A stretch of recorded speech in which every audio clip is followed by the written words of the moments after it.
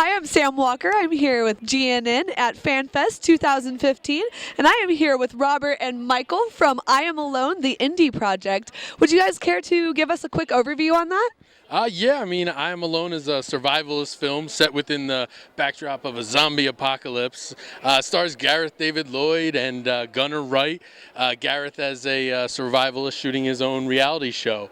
And when things go awry and the infection hits, how does one man deal with the zombie apocalypse? Okay, very cool. So, Dilma Zombies, how was this idea born? Well, I have a reality TV background that we both do, but I'm now a reality producer, and we've been writing scripts for years, and we decided, all right, we need to make a film that's a contained idea, and being fans of outdoor shows, not the outdoors per se, we wanted to tell a story that was an intimate characterization of a man in the wilderness, like dying. Like, most zombie films, it's, are the rage and everybody wants like lots of gore and all this. And we knew we had some budget limitations, so we wanted to tell an intimate story. And we were just so fortunate to get Gareth and Gunnar involved in such a small but amazing project. Would you say the intimacy is what sets you apart from the normal zombie scene? I think so. I don't think you've seen a film where it's this intimate on a character, and it's really just, we like to say it's a character study. Being out there alone by yourself, what would you do?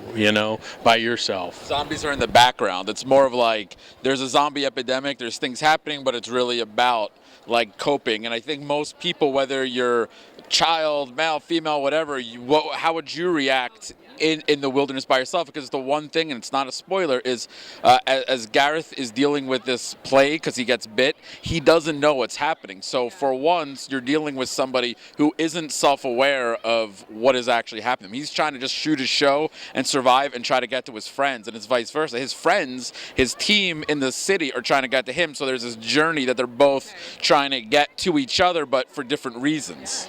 So, did this intimacy, the intimacy of the film, did that cause any challenges for you guys technically?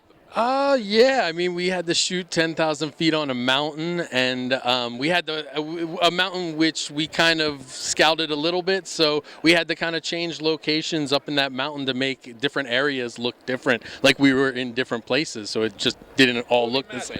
Yeah, it was movie magic. I mean, we had 5,000 acres, and then the town in Montrose, Colorado, basically opened up the entire town. They closed Main Street for us, so we were allowed to do like big scenes. We had over 300 extras come out, and everybody wanted to be zombies. When we wrote the script in 2011, we didn't know where we were going to shoot it, how many people wanted to be involved, and then during our Kickstarter campaign in 2013, the town allowed us to do a zombie art crawl. Normally they have a First Friday art stroll, so they allowed us to do an art crawl, a zombie art crawl, and we had like hundreds of people dressed up as zombies. So immediately we knew we could have lots of zombies, because in the script it said horde of zombies, lots of zombies. It was always very generic, and then when we realized we could have hundreds of zombies, it opened up the project for us and made it a much bigger zombie film than we thought we could make. So that was a pleasant surprise. And amazing, yeah. The town itself, like we had like our friends who owned the property, their grandmother, who's like 80 years old, was cooking for us. Restaurants were donating. We were living on a cabin. The crew was living in the cabin. If you see the film, it's at the end of the film. That's where we were all living, and we had outhouses. So a company donated porta-johns. There was no internet, so we had like solar chargers that people were fighting over. I mean, it was literally like making a film, a true film in like probably the 60s, and researching films, we realized it's a lot like how George Romero, just by coincidence, made Night of the Living Dead. Like, everyone lived in a cabin. It was the same sort of idea, so kind of similarities there.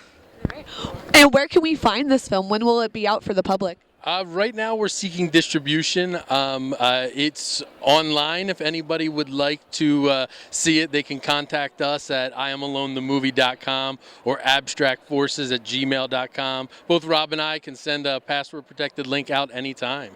Yeah, and we've been playing in festivals. We've won 4 awards. We won Best Zombie Film at the Fright Night Film Fest in Kentucky this year. Gareth, our stars, won 2 Best Actors at Scarecon in Liverpool, New York, and at the Fright Night Fest. I actually won Best Director at RIP Hollywood Horror Fest. We've been nominated for a bunch more, and we've played all over the world. In Spain, we're in Brazil next week.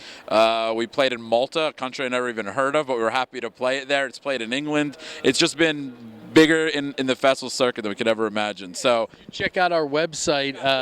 Yeah, we have 50 more festivals we're going to be at. So if there's a festival near you, please come out and join the fun and help. Very cool. All right. Well, check that out at IamAloneTheMovie.com. And once again, this has been Rob and Michael. And thanks, guys. thank you.